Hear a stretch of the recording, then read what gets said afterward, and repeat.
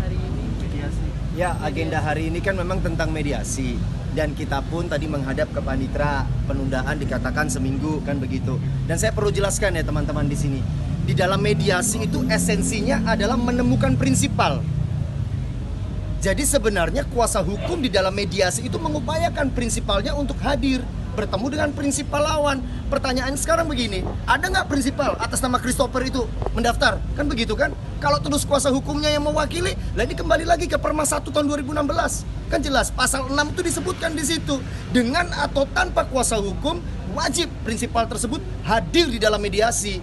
Kemudian kalau diwakilkan, kira-kira saya tanya, akan menemukan nggak jalan perdamaiannya bagaimana? Kan begitu. Disitulah isu hukum yang harus dikaji juga, konsep hukumnya seperti apa. Kan begitu. Tadi katanya juga si Steve tidak wajib hadir sama sekali. Itu pernyataan dari siapa saya tanya? Pengacaranya. Kita kembali lagi peraturan Mahkamah Agung ya. Gini deh, saya bukakan peraturan Mahkamah Agung ya yang mengenai mediasi. Peraturan Mahkamah Agung nomor 1 tahun 2016, prosedur mediasi di pengadilan, ya. Di sini di pasal 6 saya bukakan. Kita terbuka aja, lihat pasalnya. Jadi supaya jangan sampai kesesatan, fallacy of law itu bisa mengacaukan proses hukum soalnya, kesesatan hukum itu.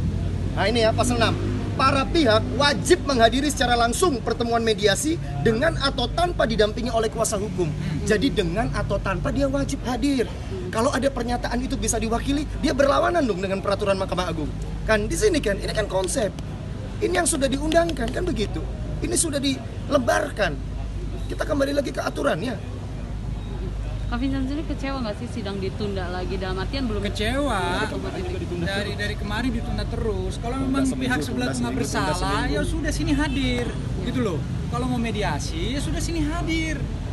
Ngapain nggak hadir kayak gitu? Itu kan cuma bikin ribet aja. Sekarang dia wah gimana, tapi dia sendiri bikin ribet. Prinsipalnya mana? Nggak ada. Saya ada kok. Itu kan. Tadi juga sempat dikatakan bahwa akan mencabut gugatan ya.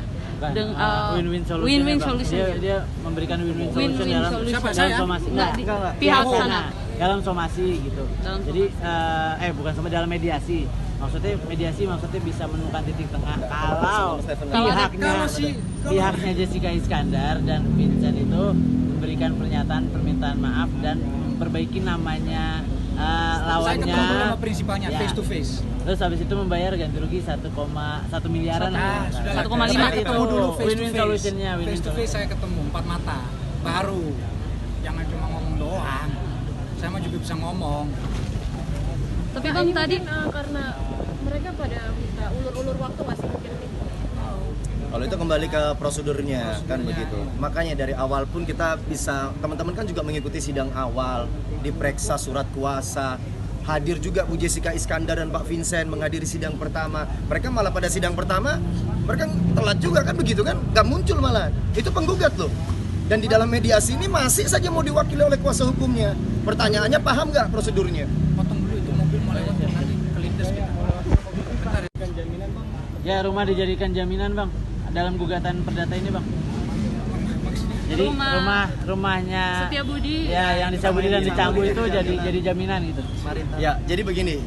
Di dalam gugatan keperdataan itu memang sudah menjadi hal yang umum kan begitu. Ketika meminta konservatoire besla, sita jaminan terhadap barang berharga kan begitu. Tetapi kembali lagi, setiap orang itu berhak mau mengajukan sita rumah, sita harta apapun, apakah memiliki bukti yang kuat untuk dapat dikabulkan?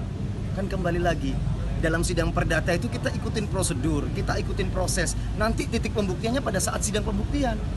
Apakah mereka mampu mengaitkan perkara yang ada yang diakui katanya ada pencemaran nama baik dengan meminta rumah? Apa kaitannya kan begitu? Kita akan masukkan itu dalam substansi jawaban gugatan nantinya pastinya. Gitu. Gue lupa lagi. Cuman terkait ketidakhadiran si Steven sendiri kan katanya kalau perdata itu nggak apa-apa kan jadi wakil sama kuasa hukum. Ya seperti saya tadi tunjukkan, Iya, menurut itu maksudnya- peraturan Mahkamah Agung. Oh, itu perdata pidana sama aja kayak gitu. Beda. Jadi gini, kalau di dalam pidana terdakwa harus hadir secara langsung kan begitu. Tetapi di dalam perdata memang bisa diwakilkan, tetapi seharusnya, sewajibnya di dalam mediasi menghadirkan prinsipal secara langsung. Kalaupun dia tidak hadir, alasannya apa? Kan begitu, nanti kan akan menjadi penilaian bagi majelis hakim. Kita akan tetap menghargai prosedur ini dan kita pasti akan memasukkan dalam jawaban tidak ada itikat baik dari prinsipal penggugat karena tidak pernah hadir dalam persidangan.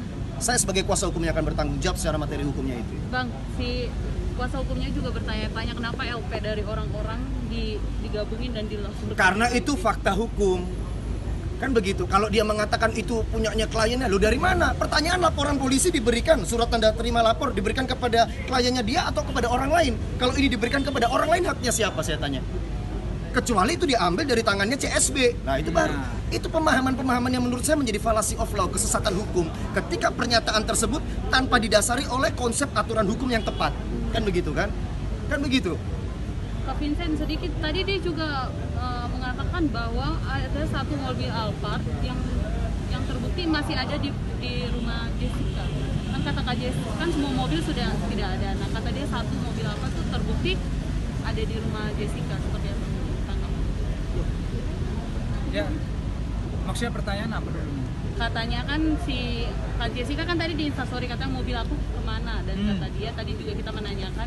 Gini aja deh, dia cuma sebutin satu mobil, Ya. yang lain di mana gitu aja. Kalau dia berani jawab mobil satu, jawab lagi yang 11 gitu. Jangan cuma dikit-dikit doang.